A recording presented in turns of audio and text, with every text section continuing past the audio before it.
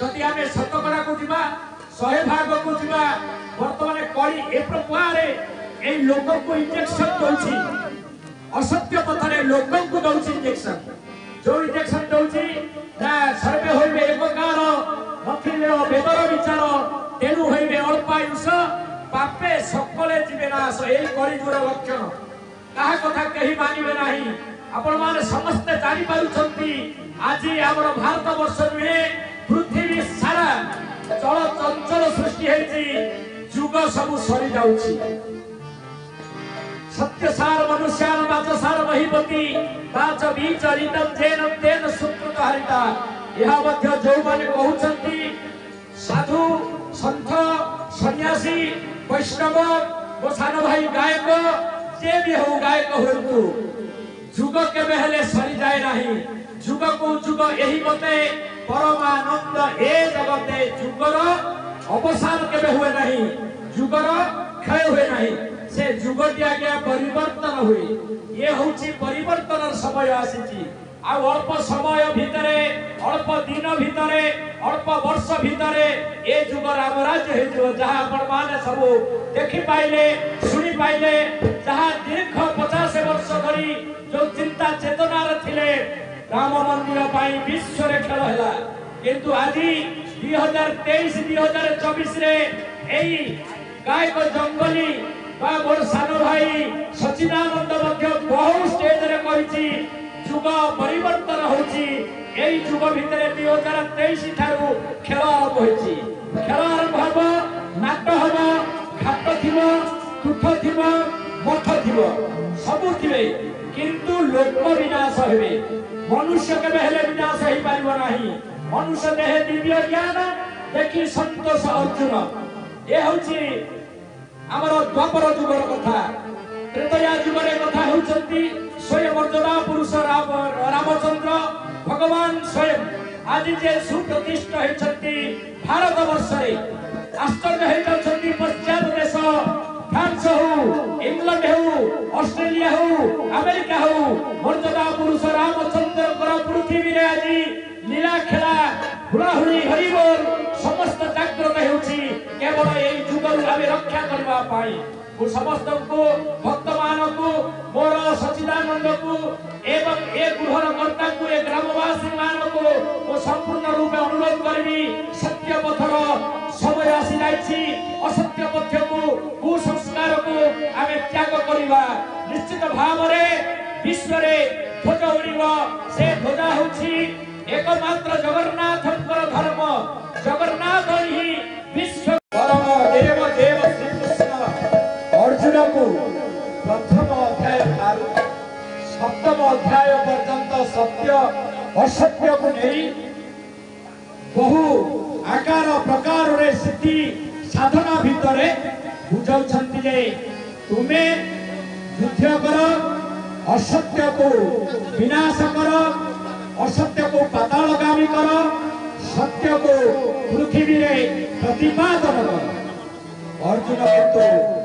इतस्थित हो जाउछंती एने ते जाउछंती कहउछंती हे सखा हे परम बांधव श्री कृष्ण हे जदुनंदन मोर लोभ मूल टांकुरी उठिछि मु केबे हेले यह करि पारिबि नाही जदि मो दुर्योधनर शत भारत को विनाश करबी जदि भी द्रोणाचार्य कृपाचार्य पितामह भीष्म को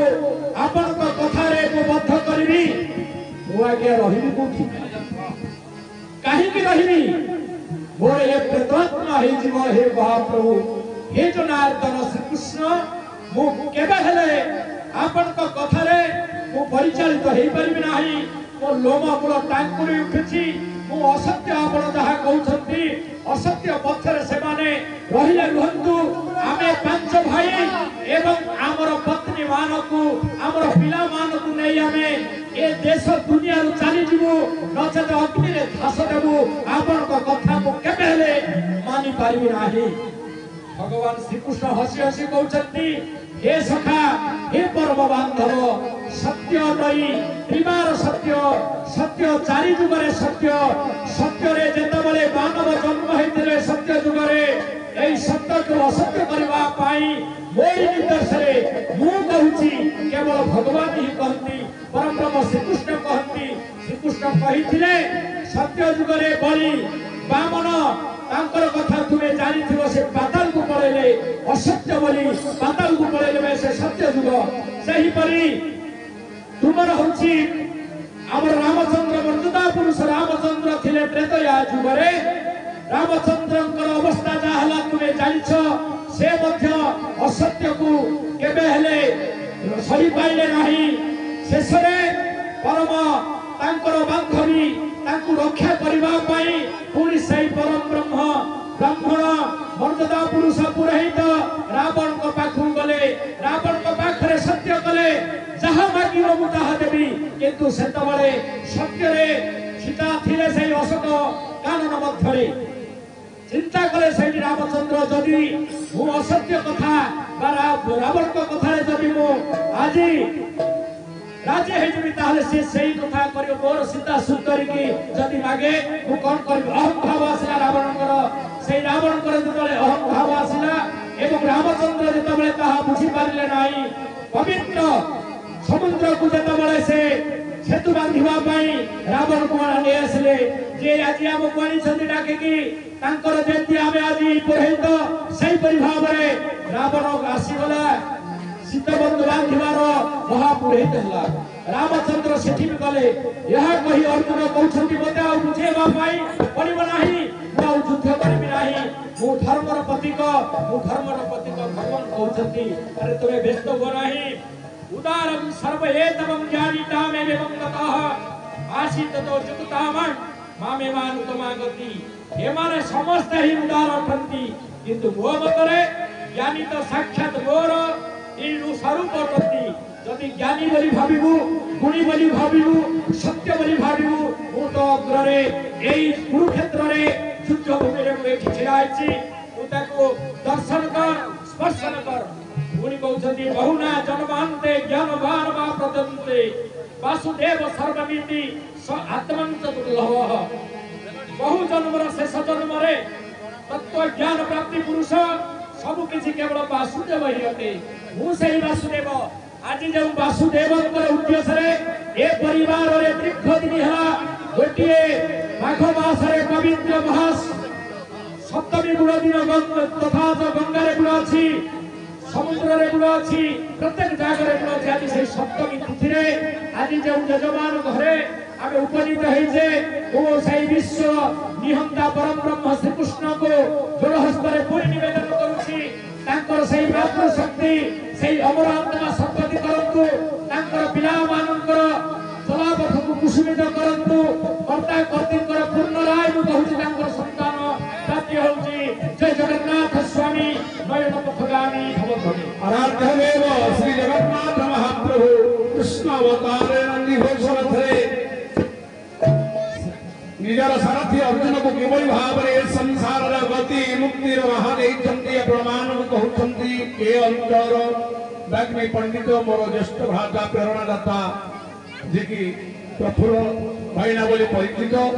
ପଫୁ ଭାଇନା ବୋଲି ଆପଣମାନେ ଡାକନ୍ତି ତାଙ୍କର ମୁଖ ଆମେ ଗୀତା ଶୁଣୁଛେ ବର୍ତ୍ତମାନ ନନ୍ଦିଘୋଷ ରଥ କୁରୁକ୍ଷେତ୍ର ଧର୍ମକ୍ଷେତ୍ର ଉପରେ ବିରାଜିତ ହେଇଛି ବୟାର ଭୁଜ ପରମ ବ୍ରହ୍ମ कोटि ब्रह्मांड कोटि कैवल्यनाथ श्री जगन्नाथ कृष्ण अवतार रे सखा अर्जुन को से नंदी घोष रथ प्रेम मुक्ता हृषिकेशन गुणाकेशन कभानघ सेनयोर भर मध्य स्थापित घोषम आकाश मार्ग रे देवादिमान मध्य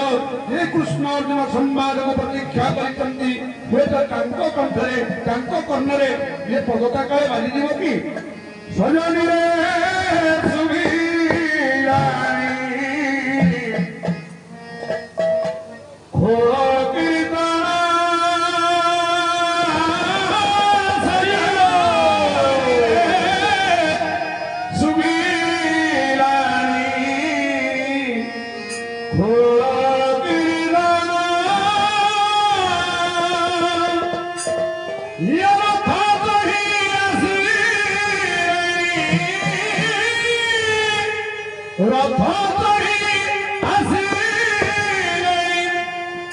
भाई ना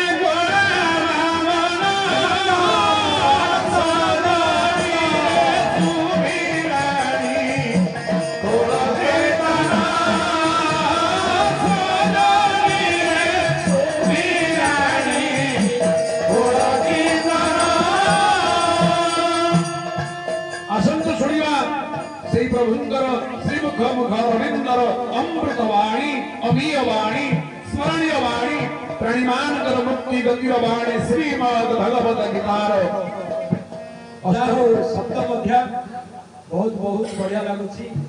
आ गोटे पद अन्न बिहुने हंसहानी योग साधिबा कहागेनी एठी वर्तमान एही जगह प्रमाणित होईची आमे जेते जोर धर्म को वर्जन करी डाकिले मध्य अन्न बिहुने हंसहानी खाइबा हे जाइतिला भक्त माने आसिले निश्चित अन्न हानि खाई पीले निश्चित भाव में एक अन्न किंतु जोड़ खांतो बाजी से ही धर्म भजन भजन उभय प्रभुंकर अवदान सब चल अंतवंतम फलदेशा तद्वतल्पो वेदसामान् देवानां देवदन्ति मद्भक्ता दन्ति मामिमि अव्यक्ता वेत्ति मापानं मन्यन्ते मामुबुधयो हरं भगवतनन्तो ममावेय मनुतमान् ॐ